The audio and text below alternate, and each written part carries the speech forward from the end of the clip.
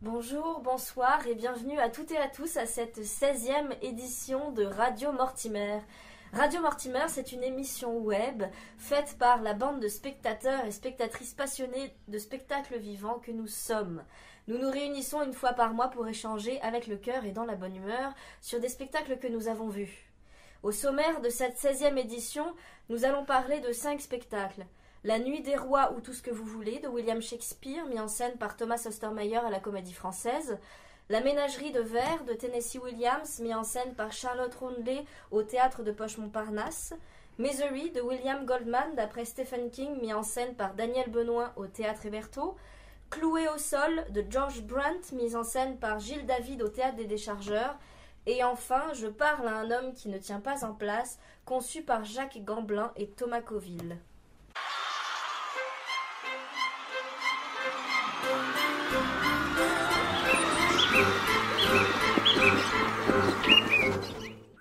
Autour de moi pour parler de La Nuit des Rois ou Tout ce que vous voulez, j'ai le plaisir d'accueillir Hélène, alias Le Quatrième Mur. Bonsoir. Claire, du blog Aparté. Bonsoir. Et Suzanne, du blog Mordu de Théâtre. Bonsoir. C'est au moins la 6e fois que le metteur en scène allemand Thomas Ostermeyer monte une pièce de William Shakespeare, mais La Nuit des Rois marque une première fois, celle de la première association entre l'artiste et la troupe de la Comédie Française. L'intrigue de La Nuit des Rois est celle d'un quatuor amoureux placé sous le signe du travestissement. Et alors je vais essayer d'être claire dans l'explication de la pièce, mais en gros, il y a le duc Orsino. Il est amoureux de la comtesse Olivia. Olivia, en deuil, repousse ses avances. Pendant ce temps, Viola, rescapée d'un naufrage, échoue sur une côte du même pays et elle croit avoir perdu son frère jumeau dans la tempête. Ce faisant, perdant la protection de son frère, elle décide de se travestir en homme et intègre la cour du duc Orsino. Elle s'attribue le nom de Césario et devient en Césario le page du duc. Et elle est chargée, en Césario toujours, de plaider la cause du duc auprès de la comtesse Olivia. Problème, Viola est secrètement amoureuse du duc et la comtesse est immédiatement séduite par Césario, c'est-à-dire Viola travestie en homme. Sur Twitter, Anne-Cécile Kiri dit « À la Comédie Française, La Nuit des Rois à voir absolument. Shakespeare interroge les genres et la sexualité. Ostermeyer bouscule les normes par une mise en scène fracassante et vivifiante. Une salle Richelieu qui pleure de rire, c'est un plaisir. » Vos réactions ? Je tiens à dire que c'est beaucoup plus clair que ce que tu as raconté. Non, mais le résumé est très difficile, hein, alors que quand tu regardes la pièce, c'est ça passe très bien. Oui. Et c'est très compréhensible. Il ne faut pas que les gens aient peur par rapport à cette histoire. Alors pour le reste, j'ai trouvé que c'était un petit peu inégal, hein, et que le metteur en scène n'avait pas vraiment pris parti entre l'aspect comique de la pièce et le discours de fond. C'est-à-dire que j'ai trouvé qu'il y avait des ruptures de rythme totales. Alors, il y avait des scènes très, très amusantes, très dans le pur comique. Et à côté de ça, il y avait des scènes qui étaient beaucoup plus lourdes, avec un intercalage de musique que j'ai trouvé très long et très pénible. Donc, une fois, c'était sympa, cet intercalage de musique. 2 fois, 3 fois, 4 fois. Ça brisait le rythme, ça brisait la fluidité, et donc c'est une petite réserve par rapport à ça. Bon, sinon c'était quand même un spectacle d'une très très belle facture. Mais... Merci Le Quatrième Mur. Est-ce que vous avez des réactions? Claire du blog Aparté? Oui, alors moi j'ai vraiment complètement adoré, je suis complètement rentrée dans cette ambiance. Alors peut-être parce que j'étais dans l'orchestre vraiment à côté de la... Parce qu'il faut savoir qu'il y a une espèce de podium en fait qui passe au travers des fauteuils d'orchestre. Donc j'étais totalement dans cette ambiance-là parce que tous les personnages passaient sur ce podium. Donc j'avais peur parfois de me prendre des coups de pied ou des coups d'épée. Mais tout s'est finalement bien passé. Ce que j'ai beaucoup aimé, c'était cet énorme mouvement en fait des acteurs. Au milieu de la scène, mais aussi au travers des spectateurs, etc. Moi j'aime quand il y a du souffle et quand ça bouge, et en fait ça m'a fait penser un peu à la mise en scène de La Règle du jeu, que j'avais pas du tout appréciée, que je trouvais assez froide, enfin très contemporaine. Et ici ce qui m'a plu, c'est qu'on sent que le metteur en scène ne prend pas en otage ses acteurs, c'est-à-dire qu'ils les dirigent très bien, mais ils ont une liberté totale dans leur jeu. Et moi, ça m'a totalement parlé.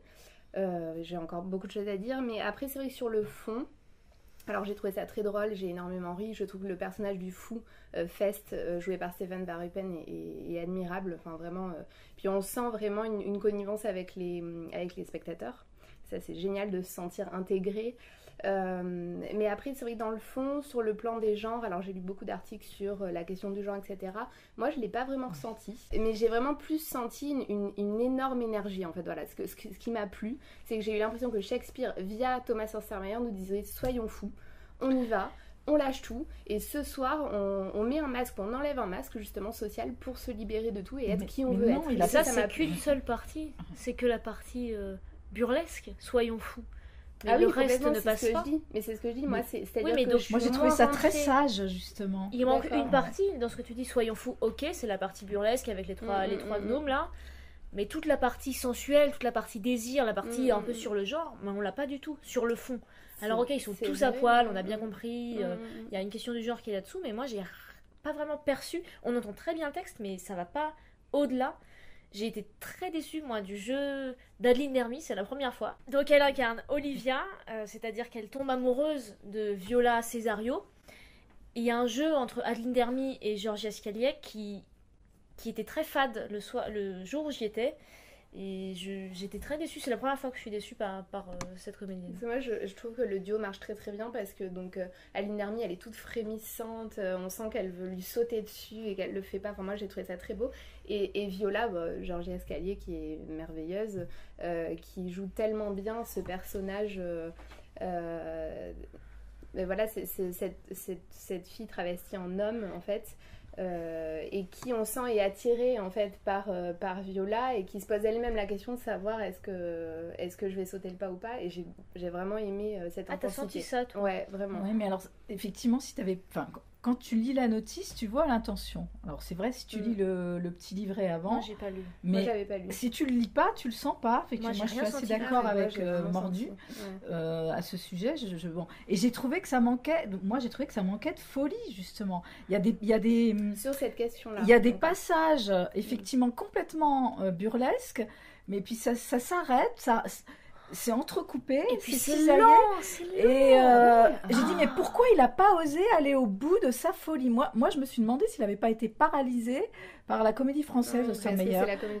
Je me suis posé la question. Je me suis dit mais pourquoi il a pas osé aller au bout du bout comme il a su le faire dans d'autres pièces de Shakespeare ou complètement délirantes.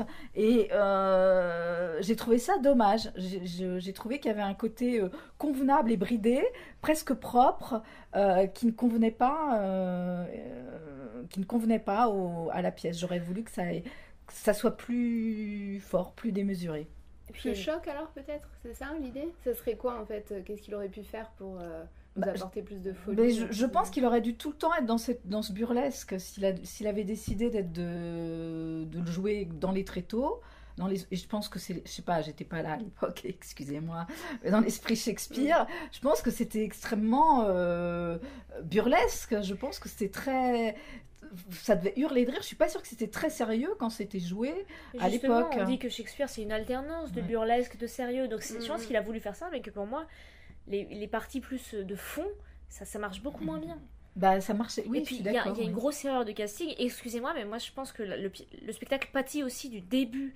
C'est Denis Podalides qui lance le spectacle et moi j'ai trouvé ça assez déplacé. Il est au milieu de tous ces jeunes. Moi je trouve qu'il fait tâche dans cette distribution. Absolument merveilleux. On ne croit pas que Viola tombe amoureuse de cet homme qui pend de. Enfin excuse-moi, mais je veux dire ils sont tous en string, sauf que t'as des jeunes en string et t'as Denis Podalides en string et tu le vois. Mais tu le vois on le voit pas en string. Au départ, il est dans sa robe de chambre. Oui, mais tu le devines. C'est encore moins sexy d'ailleurs. Mais tu vois, il y a un problème. Moi je le trouve. Viola, elle est belle et lui. Ah, moi je le trouve absolument merveilleux. Moi je trouve qu'il a une présence, une aura folle. Moi quand je le vois traverser, vraiment il est passé à côté de moi. T'as envie de sauter dessus. C'est dit. Mais j'ai pas vu ça sous cet angle en fait. Lui c'est un amoureux transi, il est presque perdu dans ses rêves, il est amoureux de l'amour, enfin voilà. Et je trouve qu'il le montrait bien en fait. Et effectivement, mais il est ce qui totalement beau, c'est à part. que lui, il n'est pas aimé par la belle Olivia. Donc justement, je trouve que ça marche totalement. Oui, d'accord, ça marche. Mais il y en a un troisième. Il y a Viola qui est amoureuse de lui. Oui, mais- Ça, c'est pas crédible une seconde. Si, parce que Viola, elle est totalement dans la profondeur des sentiments. Donc moi, ça m'a pas du tout choquée. Franchement, entre Adeline Dermy et Denis Polides, moi je choisis Adeline Dermy. Hein. Bon, là, on rentre sur des terrains un peu subjectifs. Non, mais c'est le sujet, c'est le genre, tout ça. T'as du mal, vraiment, t'as du mal à y croire. Bon, ceci étant, ces acteurs sont tous fabuleux. Poudrou est extraordinaire. moi, je l'ai pas trouvé Moi, j'ai trouvé fabuleux, que Poudrou Poudre. était très très bon. Moi, c'est pas le personnage qui m'a le plus marqué. Morgenstern était non. très très bien. Morgenstern est fabuleux. Et Il fabuleux. a un tout petit rôle et il est fabuleux. Ouais, ouais. Il dégage un truc, une puissance dans quelques phrases, c'est Comme merveilleux. d'habitude. Moi, c'était vraiment Stéphane Varupen. Je trouve qu'il est en train de monter là. Je trouve que dans tous ses rôles, il est incroyable. Moi, que ça soit un regard ou un texte, il est génial quoi. Il prend la scène à tous les moments, il est là en fait. Et je trouve ça très très fort. Moi, j'ai vraiment ri aux éclats. Ça m'était jamais arrivé à la Comédie Française. Oui, et puis Laurent J'avais des Stocker. larmes aux yeux. Laurent Stocker, mais Ouais. du coup. Laurent Stocker porte le trio. Vraiment, c'est vrai. Je trouvais qu'il y avait des petits côtés un peu caricaturaux qui m'ont pas vraiment plu. Je trouve qu'avec son acolyte, justement, Christophe Montenay, il y a des moments qui étaient un petit peu lourds. Et j'ai trouvé que le fou a apporté plus de... Mais par son personnage, qui est plus profond, c'est lui qui justement mène la danse. Donc voilà, moi c'est plus ce personnage qui m'a marqué. Et Georgia Scali, que je trouvais complètement fabuleuse dans ce rôle. Je pense que c'est un peu le rôle de sa vie. La pauvre. Parce que Ça, c'est subjectif on l'a connue aussi, mais- meilleure, je trouve. Non, elle était très bien. Moi, j'ai trouvé très. Je Bon, pense je que la j'ai trouve une- toujours très bien. Je ne suis pas objective. Moi J'ai aussi, une c'est vrai que je suis pas représentation en très dessous parce que objective. vraiment le jour où j'étais, puis ils ont même pas été très applaudis donc Ah je bon pense non, je pense qu'on a eu un jour un peu en dessous mais il y avait un problème, un comédien n'arrivait pas, Noam Morgenstern n'arrivait pas donc peut-être que ça a créé sur le plateau une tension, j'en sais rien. Non, mais alors ça, c'est toujours le problème entre guillemets de la Comédie Française. Moi, je trouve qu'ils ont des plateaux d'acteurs tellement fabuleux que même les mises en scène pas extraordinaires ou pas aussi extraordinaires qu'on l'attendait sont totalement rachetées. Enfin, moi, j'ai toujours beaucoup de mal à critiquer un spectacle de la Comédie Française parce que je suis toujours absolument obnubilée par ce plateau. Et donc, voilà, allez-y si vous avez l'occasion. Oui, mais c'était un peu l'événement Ostermayer à la Comédie Française. On savait que Eric Russe avait presque sacrifié sa saison dernière pour pouvoir l'accueillir. Donc moi, j'attendais quelque chose de plus fort. C'était mon premier non, non, mais Ostermayer. Je suis restée sur ma faim. Je suis d'accord avec toi, mais ça reste Oui. cependant un très bon spectacle. Oui, oui. Et On entend le texte, voilà, c'est beau. c'est- Oui, oui. Moi, au-delà de ça, j'ai trouvé ça complètement exceptionnel. Ressentir tout ce que j'ai ressenti pendant la représentation à la Comédie Française, je trouve ça assez fou. Et moi, je trouve ça vraiment novateur. Justement, j'ai pas eu du tout je me suis pas sentie déçue. J'ai vécu à fond la représentation. La Nuit des Rois ou tout ce que vous voulez de William Shakespeare, mis en scène par Thomas Ostermayer, se joue jusqu'au 28 février 2019 à la salle Richelieu de la Comédie Française. Les représentations affichent déjà toutes complètes, donc je vous annonce pas le programme. La meilleure façon d'avoir des places pour ceux ou celles qui veulent le voir, c'est en fait de se présenter au guichet le soir même. Merci à toutes les trois.